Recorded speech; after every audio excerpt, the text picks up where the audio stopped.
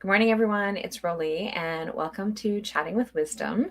And so today I want to, apparently, I don't even know what I want to do. So I want to introduce to you Elisa Chiang. So she is also known as Elizabeth Chiang, and she's an MD and has a PhD. She's an ophthalmologist, ocular, I can't even say that, oculation. Do you want to say that? Oculoplastic. Thank you. Surgeon and life coach. Elisa primarily works with physicians to master their money mindset so that they can build wealth and practice medicine on their own terms. She's a certified coach through the Life Coach School and offers one to one coaching on overcoming burnout, achieving new goals, and understanding personal finance and overcoming the mind blocks towards investing. So, welcome. How are you? Thank you. I'm doing great. I'm happy to be here. So apparently, I don't know how to use those ophthalmologist words. No problem at all. So I had to kind of think, what's that word like? So tell me a little bit more about how did you get into connecting with financial literacy? So I've actually kind of always had an interest in money, even as a child. I did little side jobs in order to make money. In high school, I actually taught people how to use their computers for $15 an hour, which at that time was a, really great rate to be paid as a high school student. I think when I was babysitting, it was probably more like six, to $8 an hour or something of that range. But what really pushed me to learn about investing and personal finance was I did an MD PhD program, which is on average an 8-year program in Cleveland, Ohio, which has a relatively low cost of living. So a lot of people do end up buying their own house. So that's what first started it, was just the process of buying a house, learning about mortgages and that end of the personal finances. And then that actually got me into investing and learning investing in stocks and bonds and real estate, eventually real estate. So during my grad school years, I actually, in retrospect, realized that was probably the first time I experienced some amount of burnout. And I read Rich Dad Poor Dad, and I got in my head that I needed to figure out this passive wealth thing. So I didn't always have to work for money. And this was before I had, a true quote real job. I did work for a year between undergrad and grad school, like at a being employed as a research assistant. But I flipped two houses during this time. So I actually finished grad school a little early off cycle. And then instead of going back to med school, I delayed going back to med school till July. So the way it typically works is that the third and fourth year med schools go from start in July. And so you do your first 2 years of med school, then you kind of do your graduate time where you're really taking some classes, but doing a lot of research. And then you go back to med school in July. But I finished my PhD around in the fall, in October, November time period. So I could have gone back that time, but I would have given up all this elective time. And so instead of doing that, I just went ahead and took a leave of absence. And that's when I kind of flipped those two houses and started doing and got myself really involved in real estate investing. So yeah, so sorry, that was a kind of long answer to your short question, but that's how I got on this path of really learning about personal finance and investing and building wealth. And so investing is really kind of key to what it is that you're making reference to, right? Yeah, so you can't save enough money to have financial freedom or retirement. You really need to be investing it so that your money is making money and your nest egg is growing. If you think about, if you work a 30-year career and retire at 65, well, people are living well into their 90s, so that's another 30 years after retirement. Like, you can't save enough money during working 30 years and living on that money and then having enough money for another 30 years, especially when you even consider inflation. So that money has to grow. The money that you save for retirement has to grow. And the way it grows is by investing it, is by that money making more money, and kind of, that kind of is the point of investing. Well, and that's something that a lot of people don't tend to know how to do that, or what to do, or where to even begin. And so I know that in the description that you had talked about, like, is that one of the things that you wanted to do is focus a lot on women specifically and how they need to be able to kind of focus on what it is that they need to be doing in terms of being able to do that financial management. Yeah, unfortunately, the way society, uh, or has developed is that the man is the breadwinner, and the woman, traditionally was a stay-at-home, homemaker, and took care of the household, and the man brought in the money, so the man managed the finances. Though, of course, we all know that often the woman is actually the one managing the household, and sometimes that does actually include managing the finances. But traditionally, there's been this mindset of many women who, even if they do manage the finances of the home, if they are, managing the home and not bringing their own income, they don't think of it as their own money, even though it is a partnership between the couple and the family. Yeah. I And mean, that's, oh, go ahead. Sorry. I guess there must be a delay. well, I was just saying, and historically, right, women couldn't even own property. Property had to be owned in the husband's name or the man's name. Women couldn't inherit. All these things have only changed really in the, last century. I mean, even just 100 years, 100 years ago, there were still stipulations about what a woman could or could not do with her Yeah. own property. Yeah, and it's really interesting. And I like that you actually make that point because I know that some of these, like I have some senior clients and family members that they talk about, like, my money was like, I would have to figure out how to be able to have my money, or I would be able to have a certain amount of money from like the household money, or that I was, or that his money is his money, her money. And because he was the one that would be working out, then he would be having more money and that kind of thing, leaving the woman in that position of being in that financial, being poor in that sense, right? Right. And there's also a stigma that, men are better with numbers, right? Like men are better at math, men are better at science. And so if you think you're not good with numbers, well, dealing with money does involve dealing with numbers, even though it's pretty much simple, algebra. Uh, but that also leads women to think like, oh, I'm not so good with money because I'm not good with numbers. Yeah. But being able to, and especially now, there's so many programs that can be used that can actually help with those kinds of things, right? So they've got Excel spreadsheets, they've got number of different, like whatever, like there's lots of different things that you can use to be able to help manage that, and figure these things out, right? Right, and really, it's basic algebra. There's no geometry, there's no pre-calc, there's no differential equations. I mean, it's really mostly just adding and subtracting. It's math that anyone can do.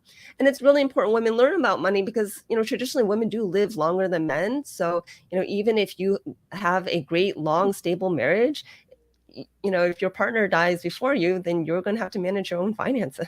Yeah. And that's one of the things that's happened with both my mom and my mother-in-law, is that the two of them have now had to try and figure out. So my dad, because they had owned a business, so my dad did all the banking and did all those things.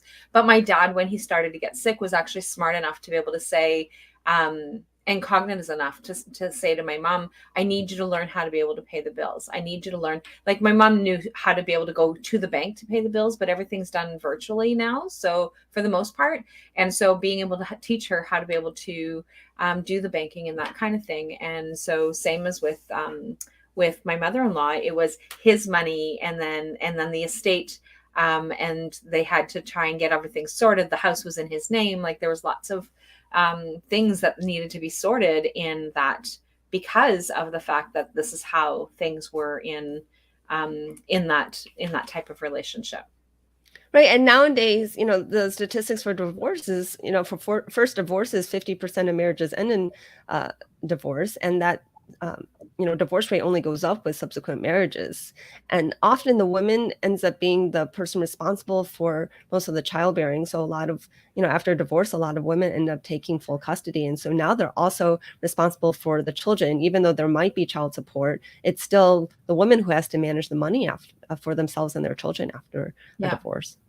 And it's really that, and even like, especially over the last 2 years, because I know that there's been lots of evolution, that more women are working and all these different things, but I'm going to assume that in your state as well as here in Ontario is that when everything happened with COVID over the last 2 years, it was the women who then needed to change their work schedule, or for the most part, like they had to figure out how to be able to manage to either keep working or not working, working from home, managing kids and school, and still managing the household. And so, for the most part, despite the fact that we've evolved a lot over the last 100 years, it still, these last 2 years, really has pushed things back again for women. Yeah, I think that's definitely true across the United States and for you across Canada that, like I said, women typically bear the more of the responsibility for raising children. And so when schools shut down and kids were at home, then it, often was the women who had to figure out, well, how are we going to homeschool? How are we going to take care of the kids at home? While, that might mean her leaving her job or if she could work remotely.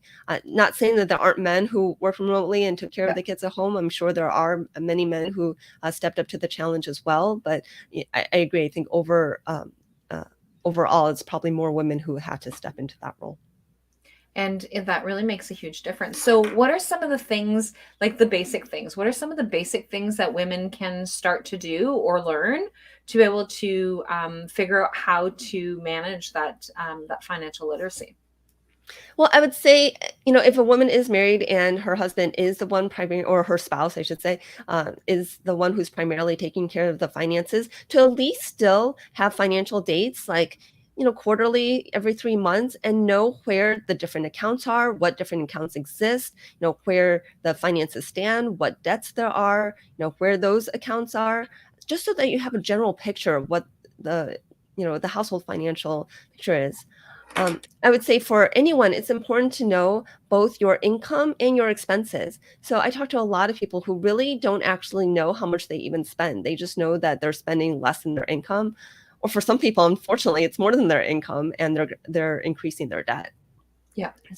So I think that is the first place, is just having some kind of awareness of where you are now. Because, if you don't know where you are now, then it's hard to plot a map of where you're going.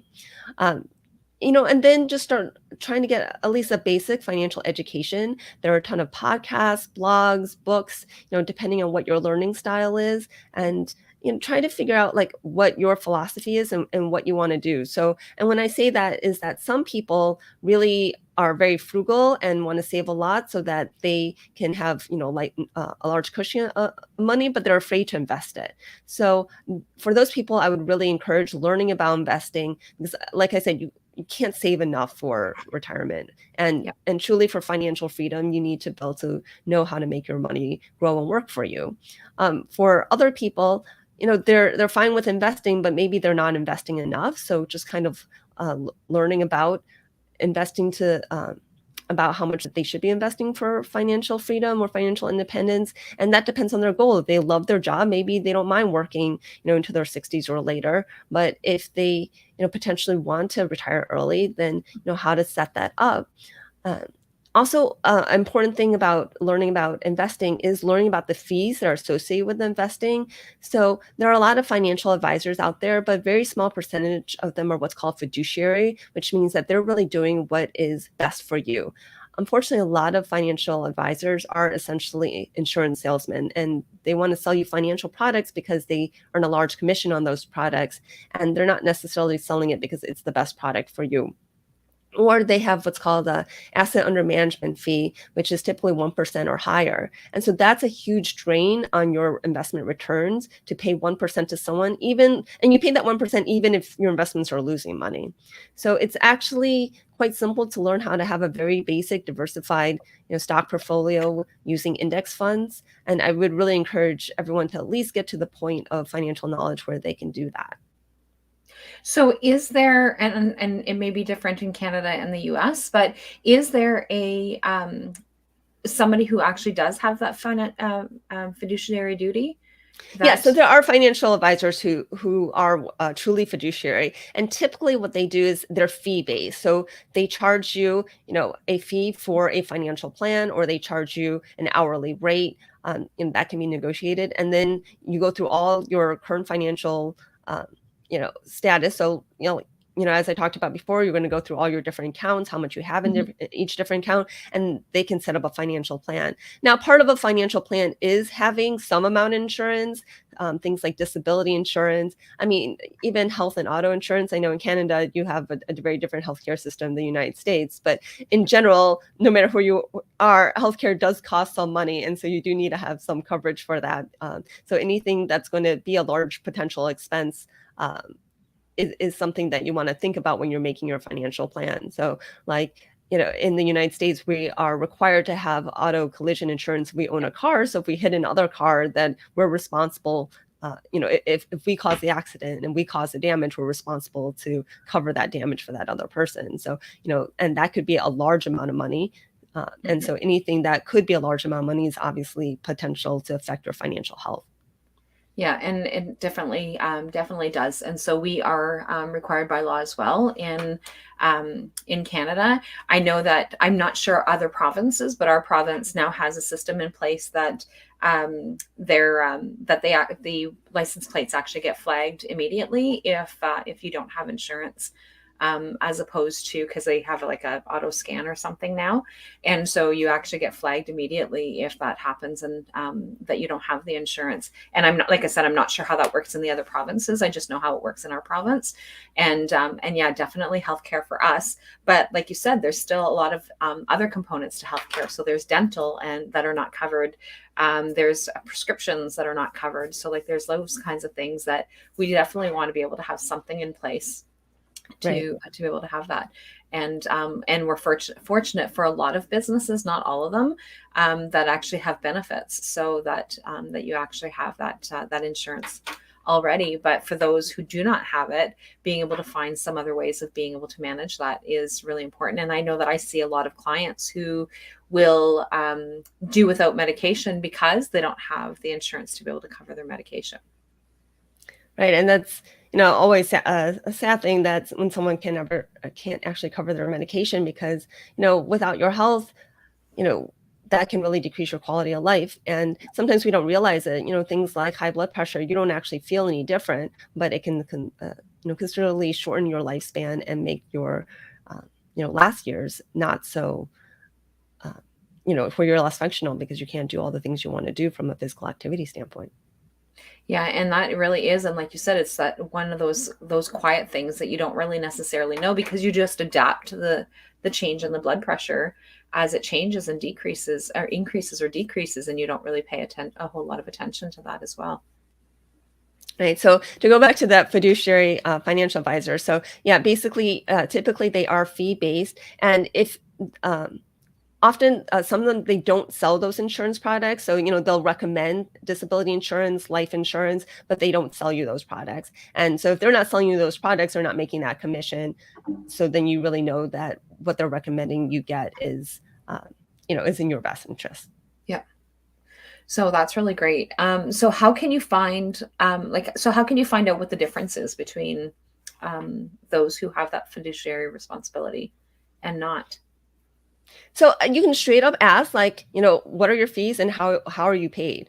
So if the financial advisor is like, oh, like, we're paid on a percentage of the investments that uh, of the money that you invest with us, then you know that they're doing an asset under management fee. And again, that's not. I mean, some people do choose to do that, but I would say if you are uh, willing to spend just a little bit of time on your financial education, that's not something you really need.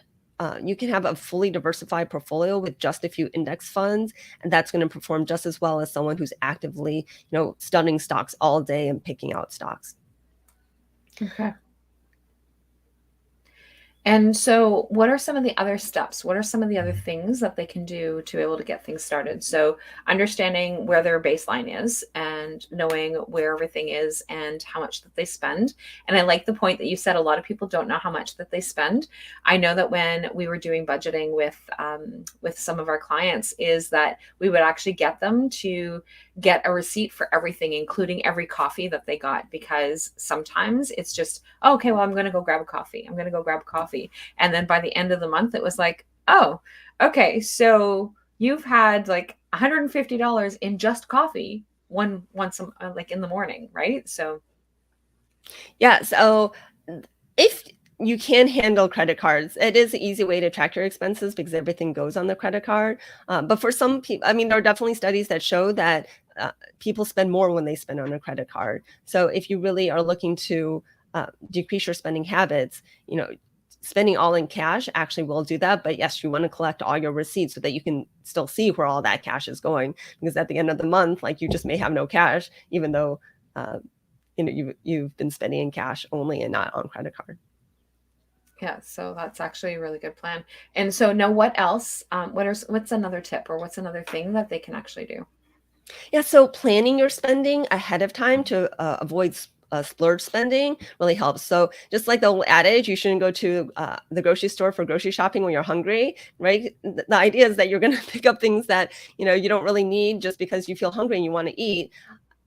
So if you have that grocery list and you just get what's on the list, you're less likely to buy other things that you don't need. In our world of online shopping and ads all the time, like it's easy for something to pop up and you're like, oh, that looks great. I could really use that, and just put in your cart and buy it right away. But what I would recommend is like you can put it in that online cart, but leave it there for at least 24 hours. And if a day later you're like, oh yeah, I still really want that, then you know and you've thought about it, you can go ahead and buy it, but that will decrease your amount of splurge purchases and buying things that you don't really need. Sometimes it's not possible, like if you're traveling internationally and you see something you want, obviously, like it's not so easy necessarily to go back the next day. But I think, when you're traveling, you typically have some kind of budget for your travel. So, Yeah. budget in how much you want for, souvenirs um, and whatever shopping during your trip, and have that be part of your vacation budget. Now, some people really don't like, budgets. And so I do talk about like spending plans. So just like if you're, um, trying to maintain a healthy weight, you don't want to really think about a diet because a diet is restrictive, right? You want to think about your eating plan because you have to eat and you're going to eat for the rest of your life. Yeah. And if you just go on a diet which is restrictive and then you get to your goal weight, as soon as you get there and you stop the diet, then you're just going to go back to eating however you ate before and probably increase weight and go back to your previous weight. Whereas if you really think about how you're going to just change your eating habits so that you can maintain the weight that you want, and also adding things like exercise as needed, uh, you want to apply that same concept to spending. So figure out a spending plan that works for you. If you know you love to get your Starbucks coffee, you don't have to cut that out, but you do need to think about like, okay, I'm going to put this much money a month towards my coffee because that's what I really want to spend the money on. I think it's also important to, think about why you want something. Is it just for the appearance sake? Are you trying to keep up with the Jones? Like, do you have a position where you feel like, oh, I should have a nicer car or a nicer house? But maybe you don't really need a large house. If you're a single, person, then you may not need like a 5-bedroom house, right? Like, Yeah. something much more modest may be, plenty of space for you, as opposed to like if you have a family with 5 children, maybe a 5-bedroom house really is something so that there's enough space for everyone in the family that you really value to have. And that I think that that's really important as well because a lot of times, so like I have a friend of mine who is like, there's like a conversation between her and her husband all the time. She's like, we need to downsize. We need to find another house. We need to find something that's smaller because we don't have the children anymore. And his logic to it has nothing to do with the Joneses. His logic is, well, what happens if the kids come home? Well, they're all adults with their own children. They are not likely coming back home, right? So being able to kind of look at those kinds of aspects as well. Right, and, your larger home, like, for a couples who've been together a long time, it may even be paid off, you don't have a mortgage anymore, but a larger home is still going to cost you more in utilities to heat and electricity, lawn maintenance and care, and especially as you get older, like, do you wanna be taking care of that lawn maintenance? Now, of course, you can always hire that out, but you could also potentially wanna think about going into even, like, a townhouse or, a condo type situation where someone else is taking care of all that exterior maintenance. Yeah. So, and those are things that are really, really important. And so, is there any other tips that you have? You've had some really great tips. Um, I got plenty of tips, choose a topic on for what specific tips. So another tip, if you're looking to save money, again, I talked about like knowing what all your expenses are. So, a lot of times people have subscribed to something that they don't necessarily use anymore, but it's just, being charged to to their credit card every month or taking out of their bank account every Yep. month. And so finding those kind of charges, if there's, some streaming service, some gym service, whatever it is that you're paying every month and you just haven't even been noticing, like that might be something that you want to cancel. It's a Because it great way all to adds find up, found money. Yeah, right? it So really it does all all adds add up. up. And so like it makes a huge difference. Like it may be like, oh yeah, it's only a couple of bucks or it's only this. But then by the end of the year or by the end of 10 years, like that's a lot of money to be going out for when you're not doing anything with it. So yeah, that's a really great point. So I've added into the chat your workbook. So did you want to talk a little bit about what your workbook is? Yeah, so I have a workbook on basically giving you the ability to calculate when you become financially free or financially independent or when you can retire. So all of those are kind of synonymous because when you're financially free, you could still continue to work if you wanted to, but you don't have to, right? So it's the point where you have enough money where the growth of your investments will actually give you enough income to pay off all your expenses. And so it does take some time to work through, but it's really step by step. And so there is the workbook that tells you how to use it. And then there is a spreadsheet on Excel for you to actually do all the calculations. And there are already some formulas in there. So you can just kind of put in the numbers that are relevant to you, and it's going to calculate out, and there's different ways that it calculates out. So, if you put in your savings rate, it'll tell you and your goal, it'll tell you how many years it'll take you to get there, or vice versa. You can put your goals and how many years you want to get there by, and then it'll tell you what your saving investing rates need to be. And so, yeah, you can find that on my website, which is www.growyourwealthymindset. And there's you can navigate from the homepage to the financial workbook, or the link to the specific financial workbook is in the chat. Perfect. And so, yeah, so for those of you who may not necessarily be only listening to it as opposed to hearing it, being able to just go and find it on the website would be a wonderful way of doing that. So, do you have any other last minute things that you wanted to be able to share with anybody before we go off? Like you said, there's pick a topic and we can go down whatever rabbit hole you want. But is there anything else that you're thinking that would be really important for the women that are listening as to what else that they can be doing, or just something in general? Yeah, so I just do want to say that I am not a certified financial advisor or planner, but what I am is a life and money coach. And so I do have clients that come to me after they get a financial plan from a financial advisor, and then need help to basically execute it, need a little hand holding, want a little bit more education that is unbiased, want someone to be able to bounce ideas off of, or just really even working on that money mindset. Like I said, there are some people who come to me who are really frugal and are great about saving, so they have money, but they can't get over the hump of investing because of the fear of losing money. And so we Right. really work on that. So, a lot of your money mindset is built up since you were a child. So your exposure to everything around you, what your parents said about money, what your siblings say about money, what your peers, when you went to school, what your teachers, said. And then when you start working, what the people at your workplace, your coworkers, your boss, like all that really affects and influences how you think about money, whether or not you really have a scarcity mindset to money or an abundant Mhm. mindset to money. And so I Yeah. really help people move from that scarcity mindset to that abundant mindset, and also to a point where they feel empowered to be able to actually control their own finances and do a good job of it without falling prey to different financial products that are touted, and really figure out their path in order to get to financial freedom. Good. So thanks so much for this conversation. And like I said, I know that it is definitely needed for a lot of us, and even for the few men that do watch and listen to Chatting with Wisdom, because I often get men say, "You never talk about men." No, you're right, we don't. We focus more on the women because it really is about empowering the women so that they can have some abilities of being able to change what it is that's going on in their life, including having some financial freedom for themselves and for their children. Because things do, like, I really like the point that you made up, that you brought up, about the fact that women tend to live longer than men. So not knowing how to be able to manage and navigate really makes a huge impact. And like I said, I see that with just my mom and my mother-in-law, both of which now have to try and figure out how to navigate in this realm without having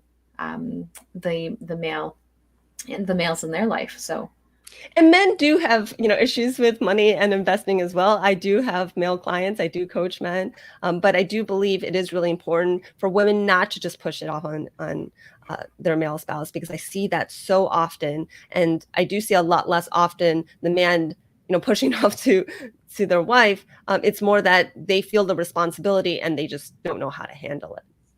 yeah.